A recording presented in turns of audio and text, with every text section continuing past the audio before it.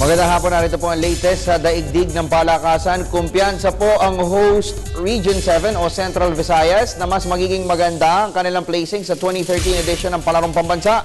Halos palaging tumatapos na 4th place overall sa taunang kompetisyon.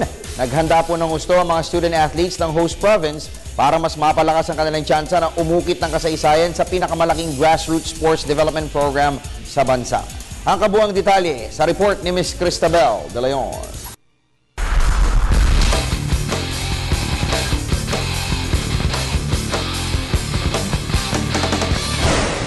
Excited na ang Central Visayas sa kanilang muling pagtayong host ng taunang Palarong Pambansa.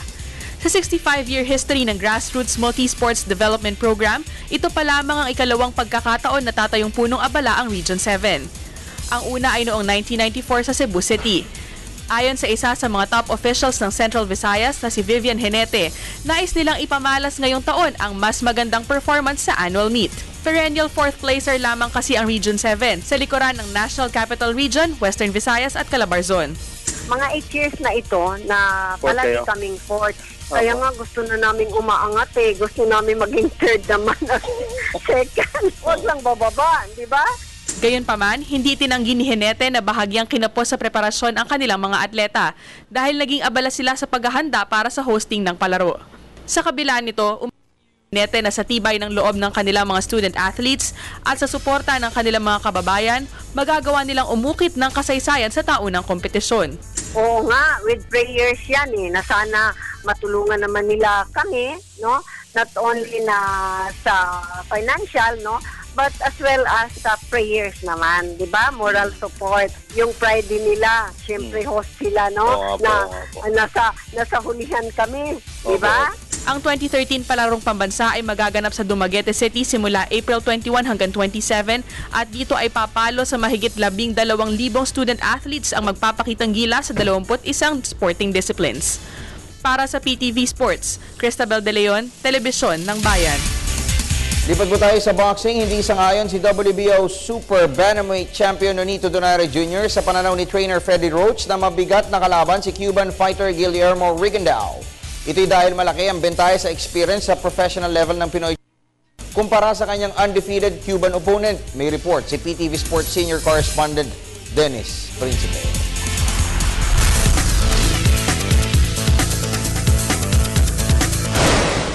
Kapwa technically skilled fighters sina WBA at WBO Super Bantamweight Championship rivals Nonito Donaire Jr. at Guillermo Rigondeaux. Ito ang binigyan diin ni 5-time Trainer of the Year Freddie Roach nang hinga ng pananaw ukol sa nalalapit na engkwentro ng dalawang 122-pound champions. Ani Roach, dahil parehong galing sa matagumpay na amateur career ang magkaribal, hindi siya makapagbigay ng clear-cut forecast. Naniniwala ang trainer ni Manny Pacquiao na magiging chess match ang laban, pero sa middle part ay maaari umunong may humalik sa lona. Subalit tila ay pinagkibit-balikat lamang ni Donaire ang pahayag ni Roach dahil malaki ang paniniwala ng Pinoy champion na malaki ang kanyang bentahe sa experience sa professional level. Sa katunayan, matigas sa sinabi na hindi si Rigondeaux ang uri ng boksingero na masasabing toughest opponent para sa kanya. He has a big amateur background, but you know, as a professional, he lacked the experience. I think that I faced a much tougher opponent before. So, but we'll find out April 13. Ipinagmalaki rin ni Donaire ang kanyang mataas na level ng paghahanda, kaya't wala muna siya nakikitang puwang na pwedeng i-exploit ng undefeated Cuban rival. Our training has been excellent. You know, we've been training very hard, and we're doing more this time than all of my fights. So, I'll be ready for the fight. Ngayong gabi ay maghaharap sina Donaire at Rigondeaux sa final press conference sa Madison Square Garden sa New York. At dito ay inaasahang magpapalitan ng pasabog ang dalawang bida ng Super Bantamweight Unification Bout. Para sa PTV Sports, Dennis Principe, Telebisyon. Samantala sa cycling, handang-handa na po ang Road Bike Philippines sa kanilang misyon na tulungan ang kanilang skipper na si Baler Ravina na maidepensa ang korona ng 2013 Air 21 Le Tour Filipinas na bubuksan sa Sabado sa Pagudpud, Ilocos Norte.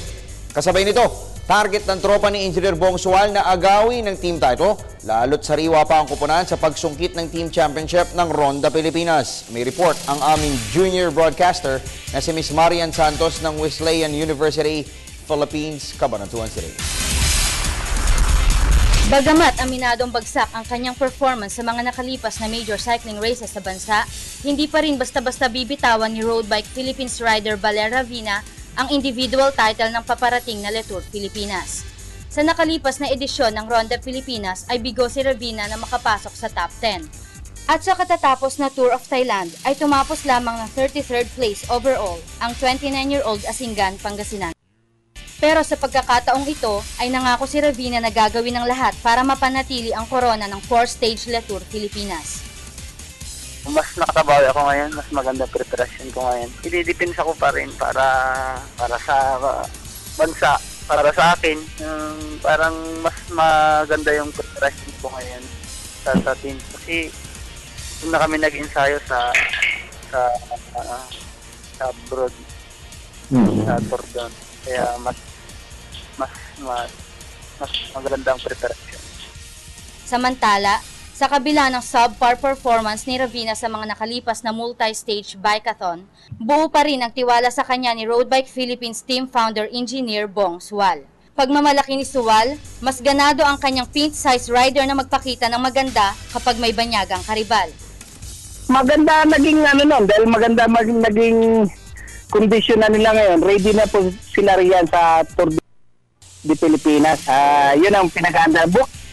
11 foreign teams at 5 local squads ang maglalaban-laban sa 2013 Le Tour Pilipinas na magsisimula sa Sabado at magtatapos sa Martes. Para sa PTV Sports, Marian Santos, Wesleyan University, Philippines, Cabanatuan City.